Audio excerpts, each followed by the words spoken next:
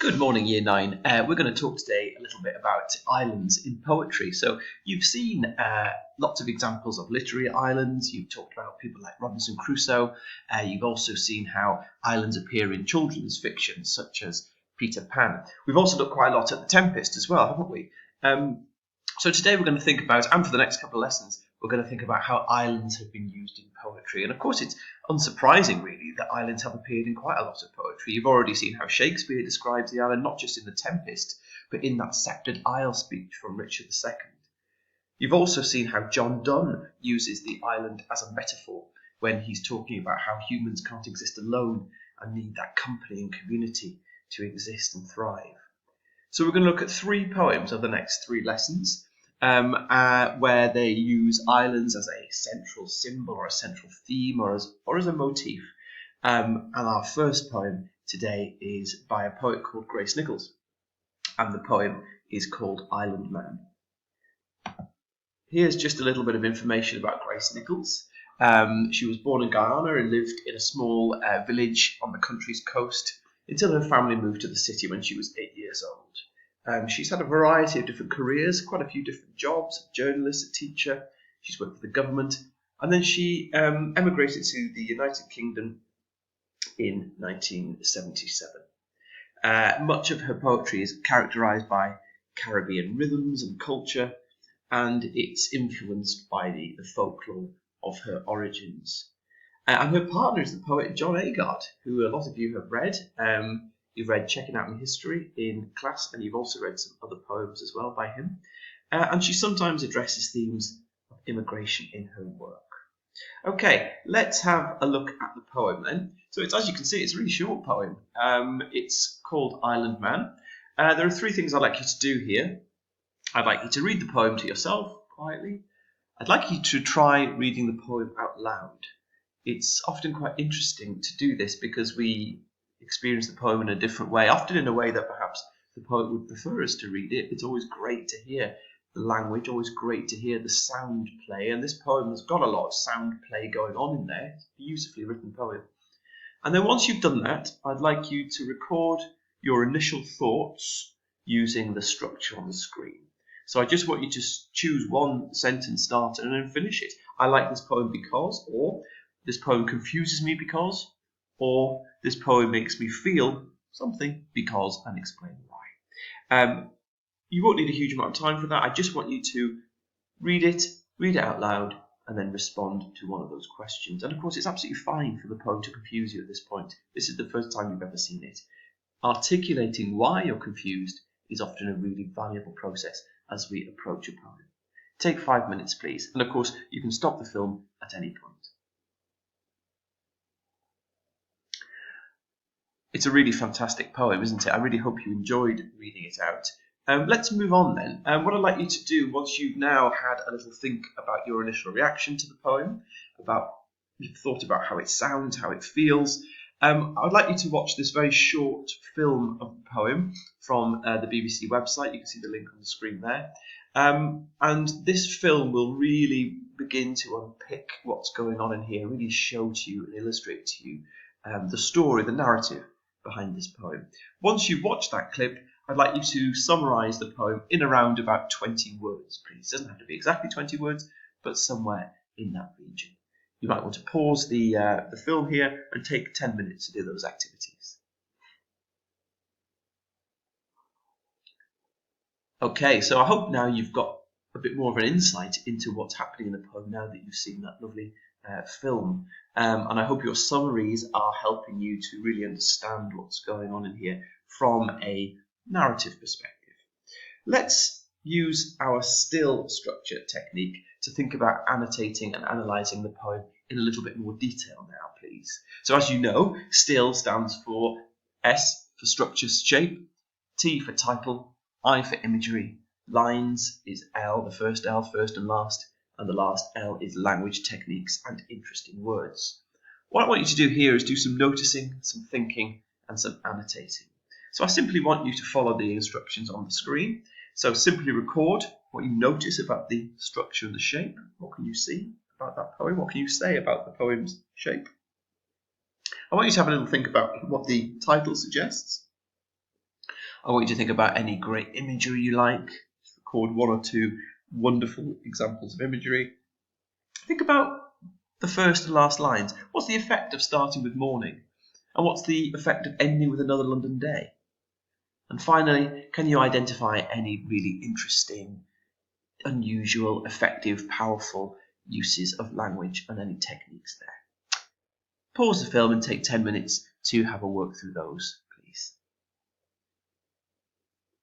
Okay, what did you get? You may have just observed, quite a simple observation about the structure of the poem, which is that it's made up of sort of 6 stanzas, 5 sort of short stanzas, and then a final line on its own there. And that's quite interesting, isn't it, that it ends on that one lonely line? I'm sure Grace Nichols has done that for a reason. Perhaps you can think about why she's ended the poem with that one singular lonely line on its own. There's a little bit of rhyme in there, isn't there? There's saw and raw, but there's no real rhythm, no repeated rhythm. There is rhythm in the sentences, in the lines, but there's no repeated structure to the poem, and there's no rhyme scheme either. So it's all sort of broken up a little bit. There are rhythms in there, there are bits of rhyme in there, but there's no order. There's no defining structure over the whole poem. In terms of title, what did you get? Well, of course, it suggests, doesn't it, something about being an island man, suggests something about being on your own, maybe, being isolated. Or is it somebody who's safer, somebody who is given the opportunity to escape other people? You've probably seen from the film that it's more likely to be this sense of isolation, isn't it? In terms of imagery, what did you like? You probably noticed lots of different things. I really loved the line, the sun surfacing defiantly. Lovely bit of sibilance in there as well, but a great sense of that kind of strength of the sun. It's always going to keep rising, whatever happens. In terms of your first L, the first and last lines, well, the effect of starting with morning is, morning is a beginning, isn't it? We've got a sense of hope at the beginning of the poem. And of course, the island man is remembering a previous life on a previous island. The last line, though, that changes everything, doesn't it? Another London day. And of course, this is described as having grey metallic saw and dull north circular roar. So you've got in there a sense, haven't you, that this last line leaves a bit of despondency, a little bit of disappointment, perhaps. And finally, what did you get in terms of your language techniques and interesting words? I really loved that repetition of groggily, groggily. I thought that was really interesting because it really emphasised that sense of feeling tired and a little bit unmotivated. Okay, so I hope you got some really interesting things there as well. Let's move on now then, and let's think about the context of this poem. Now, as many of you will have heard, you may already know this, but in 1948, a ship called the Empire Windrush brought the first wave of Caribbean immigrants to the UK. They'd been encouraged to come to the UK by the government, and they believed that many opportunities for improving their lives awaited them. A lot of people really wanted to come and see England as well. They'd heard a lot about England. They wanted to come and see what it was like. I'd like you now to watch this little clip which explains a bit more detail about what happened to those people, what their experiences were like, and how perhaps the expectation they had didn't live up to the reality. Or rather, the reality didn't live up to the expectation. Take 2 minutes, please, to watch that clip. It's a really fascinating period of history, and we've heard quite a lot about this period in history in the last couple of years. A lot of books and a lot of literature have been written about it. Understandably, it's a really fascinating story as well as an important aspect of our history. I'd like you now to read the opening to a book which deals with exactly this story, and it's called Small Island by Andrea Levy. It opens in 1948, the year, of course, that Empire Windrush brought the first wave of Caribbean immigrants to the UK, and it explores what life was like for many of them. I'd like you to read the extract, and then you'll see on the right-hand side of the screen there are 4 questions I'd like you to answer, please. So, after you've paused the video, read through carefully, maybe a couple of times, and think about the 4 questions. What do the characters think life will be like in England? What connotations does England have for Celia Langley? Finish the sentence. The man in Island Man and Celia Langley are similar because... And if you're feeling really clever, can you think of any ways that they're different? Okay, off you go. I hope you enjoyed reading that. I think it's an absolutely fantastic bit of writing. And as you can see, there's lots of similarities there, aren't there, between this opening and lots of the themes and ideas in Island Man. Okay, so we're going to finish then with a little question. I'd like you to choose one question from the options that you can see on the screen. But I'd like you in your answer to make reference to at least one or more of your observations from your still analysis. So your questions are: what is Grace Nichols saying about life in the UK for Caribbean immigrants? And what can you find in the poem as evidence to back up your ideas there? Maybe you can think about some of those lovely language techniques that you've identified as well, and think about what the effects of those are on the reader. How does Grace Nichols create a contrast between the island home of Island Man and his new life in London?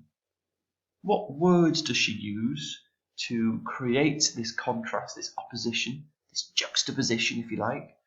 How does she use words to show two very different lives this man has experienced? And finally, compare the presentation of Ireland in this poem with one or more other examples that we have looked at in this module. It's entirely up to you which you choose there. So it's also entirely up to you which of these questions that you want to look at. When you've decided, pause the video and take 6 minutes or so to complete your work. Okay, well, I hope you've enjoyed this poem. I think it's an absolutely fantastic piece of writing. I hope you've enjoyed it too. Next lesson, we're going to look at another poem which involves islands as well. Thank you very much.